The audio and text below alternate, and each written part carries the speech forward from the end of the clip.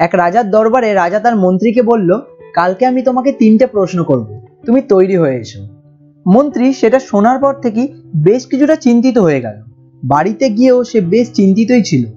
রাতে খাওয়ার সময় তার ছোট ছেলে ব্যাপারটা লক্ষ্য করে তাকে জিজ্ঞেস করলো, বাবা তুমি কি নিয়ে এত চিন্তা করছো?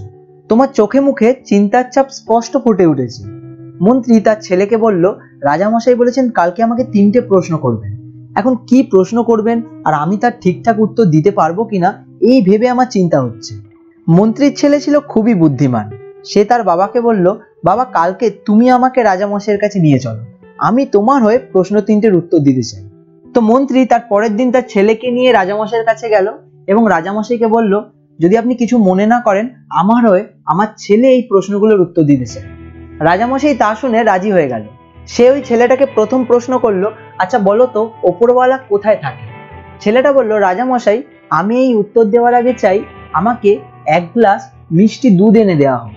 রাজামশাই ছেলেটার জন্য মিষ্টি দুধ নিয়ে আসালেন। ছেলেটা এক চুমুক দিয়ে বলল, আচ্ছা রাজামশাই দুধ তো মিষ্টি, কিন্তু আপনি বলুন তো এর মধ্যে চিনিটা কোথায় দেখা যাচ্ছে? শুনে রাজামশাই বললেন, চিনি তো দুধের মধ্যে গুলে দুধের সাথে মিশে গেছে। ছেলেটা বলল, ঠিক এরকমই এই মহাবিশ্বের সব জিনিসের মধ্যে, সব প্রাণীর মধ্যে ঈশ্বর বা ওপরওয়ালা বর্তমান। রাজামশাই বলল, খুব সুন্দর, তোমাকে এবার দ্বিতীয় প্রশ্ন করছি। দ্বিতীয় প্রশ্নটা হলো, ওপরওয়ালা বা ঈশ্বরকে তুমি কিভাবে পাবে? ছেলেটা বলল, এই প্রশ্নের উত্তর দেওয়ার আগে আমি চাই আমাকে 1 ঘটি দইয়ের ঘোল এনে দেওয়া হোক। তো সেটারও ব্যবস্থা হলো। ছেলেটা ওই ঘোলটাকে রাজামশাইকে দেখিয়ে বলল, আচ্ছা রাজামশাই বলুন তো এই ঘোলের মধ্যে মাখন কোথায়? রাজামশাই বললেন, মাখন দেখতে পাওয়ার জন্য তোমাকে এই ঘোলটাকে নাড়াতে হবে। ছেলেটা বলল, ঠিক এরকমই ঈশ্বর বা ওপরওয়ালাকে পেতে গেলে আমাদেরও নিজের মনকে নাড়া দিতে হবে, নিজের অন্তরে ঈশ্বরকে খুঁজতে হবে। সেই শুনে রাজামশাই বললেন, আচ্ছা তৃতীয় প্রশ্ন হলো যে ঈশ্বর বা ওপরওয়ালা চাইলে কি করতে পারেন? ছেলেটা বলল, এই প্রশ্নের উত্তর আমি তখনই দেব যখন আপনি আমাকে নিজের গুরু মানবেন। রাজা শুনে এক কথায় রাজি হয়ে গেলেন এবং ছেলেটাকে বললেন, আচ্ছা আমি তোমাকে এখন থেকে গুরু মানছি নিজে। সেই শুনে ছেলেটা বলল, গুরু স্থান কিন্তু সবসময় শিষ্যের ওপরে থাকে। রাজামশাই বুঝতে পেরে নিজের সিংহাসন থেকে নেমে এলেন এবং ওই ছেলেটার জায়গায় দাঁড়ালেন এবং ছেলেটা উঠে গিয়ে রাজামশাই সিংহাসনে বসলো। রাজামশাই এবার বললেন যে এবার তৃতীয় প্রশ্নের উত্তর তুমি দাও।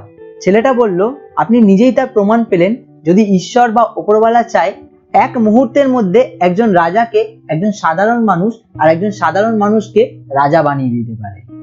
বন্ধু তুমিও যে পরিস্থিতিতেই থাকো না কেন, যতই বাধা বিপত্তির মধ্যে থাকো না কেন, ওপরওয়ালা সবসময় তোমার সাথেই আছে। আর সে চাইলে এক মুহূর্তেই তোমার জীবন পরিবর্তন করে দিতে পারে, কিন্তু সেটা শুধুমাত্র সঠিক সময় আসলে তবেই।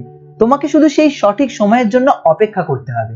অনেকে আছে জীবনে খারাপ পরিস্থিতি এলে হেরে গিয়ে নিজের জীবন পর্যন্ত বিসর্জন দিতে চায়। তাদের জন্য ছোট্ট একটা কথা, কেউ একজন ওপরওয়ালার কাছে নিজের মৃত্যু কামনা করছিল।